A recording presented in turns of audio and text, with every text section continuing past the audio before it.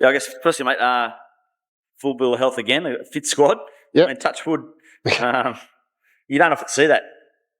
Yeah. 5 weeks in a row, 6 weeks in a row, potentially you could have the same starting team. Yeah, potentially. But again, it's been a good week. No boys came off the bench again last weekend and made a difference. So we're looking at best combination to go and get a good performance and then a positive result.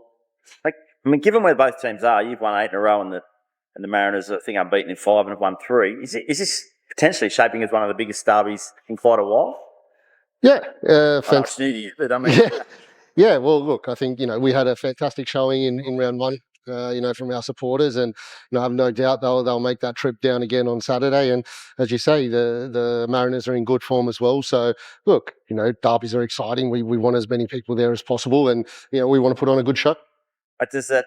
I know it was a long time ago, round one, but does that still linger and hurt a bit? Just the way that went from potentially winning with a penalty to conceding one. It's a real range of emotions there.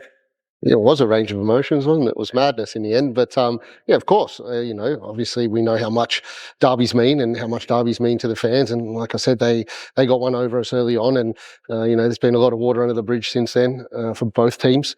So, look, it's important, again, that, yes, whilst it's a derby, we don't lose focus on, what our goals are. And our goals are to continue to be a better team. And this is a fantastic challenge for us because, we know...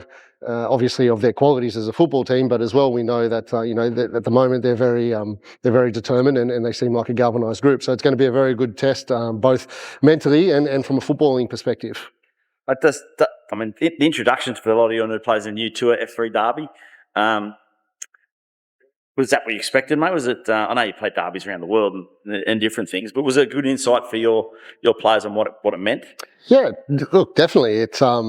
It was a first for a lot of them, obviously, but I think I said now having so many players that are from the region and have a good understanding of not just what it means to play for Newcastle, but what this rivalry means as well. I mean, you see a lot of it, on social media and things like that, and even I try to avoid it, but can't. So it's good. It's fantastic for the game. We saw a fantastic derby the other week, the Melbourne derby, and both teams have been getting decent crowds. So, like I said, that's the main thing. We want to see the game continue to grow, but we want to be better in who we are as well.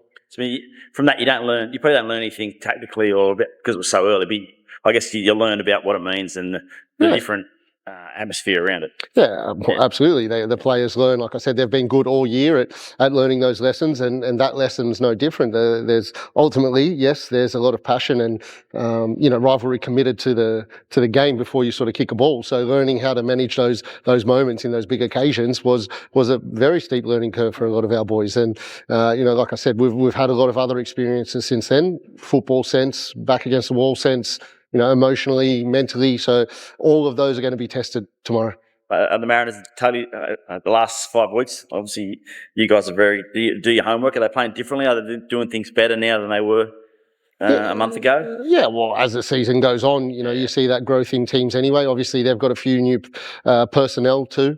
So that freshens things up, and we've seen that since that transfer window. Obviously, they've been in a good run of form. So, like I said, we will acknowledge that, and we'll show that the respect it deserves. But ultimately, we know that our aim is to be better than we were last week, and if we do that, that'll give us a performance, no matter the emotion or anything else attached to it, and the control that we need.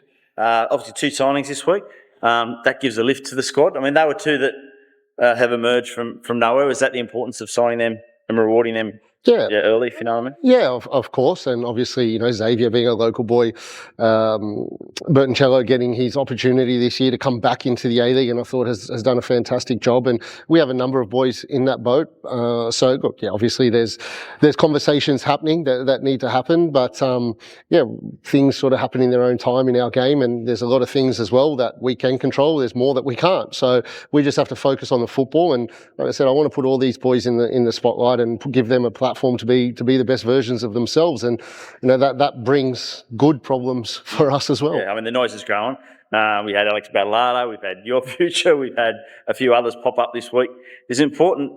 I know you want them to be ambitious, but do they need to block that out? Do they embrace that? How do ensure that, because it is getting louder. Yeah, of and course. It's going to get louder the better you go. Yeah, well, hopefully we work them hard enough that they don't have time to sort of think about that. But ultimately, the players are at a point in the season because of what they've done. So whatever comes their way is fully deserving upon all of them. And like I said, as long as they understand that they're in this position because of each other, and they give themselves the best opportunity of being ambitious further down the track if they stay focused on what we're doing and the processes that got them to this point. And that's the main thing, to make sure that we finish this year off with this continuous growth mindset.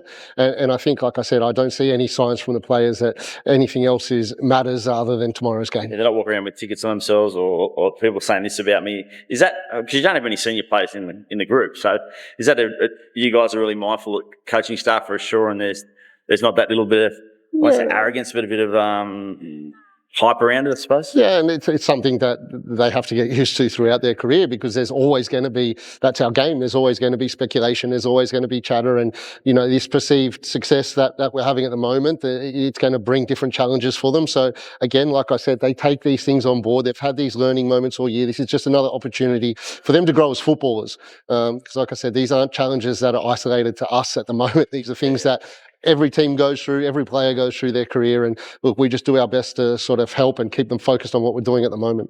I think you said last week, MacArthur came up here with the intent of probably stopping the way you guys play. I mean, other teams may have seen that and think this is a blueprint for maybe stopping your onslaught. I mean, do you guys address that? Because you're going to have to, do you just slightly tweak things, or do you say we need to move the ball quicker so they can't get in those positions? What you learn from the way they sort of took you on? Yeah, we definitely, we had a good look at what happened on the weekend, and I thought, again, second half up until the goal, we were much better at controlling that and creating opportunities and getting into areas that we wanted to. So, and again, that's part of, our growth, understanding what oppositions are going to do, but as well being able to figure it out on the pitch. So we had a look at a few areas where we could be better, and yeah, we've worked on those this week, but it's important that the players recognise those moments as well. So our job, for me, I feel, is to give them the tools to find those solutions. We'll put them on as many situations during the week to challenge them, it's easy for me or easy for my staff to sort of tell them or give them a picture, but until they've felt it, until they've had to answer those questions for themselves, that's how they really learn. That's how they really get better. So it's been important, yes, that we acknowledge the areas we felt were a little bit short in and get better, but again, give them that responsibility and give them the confidence to go and make those decisions when they need to.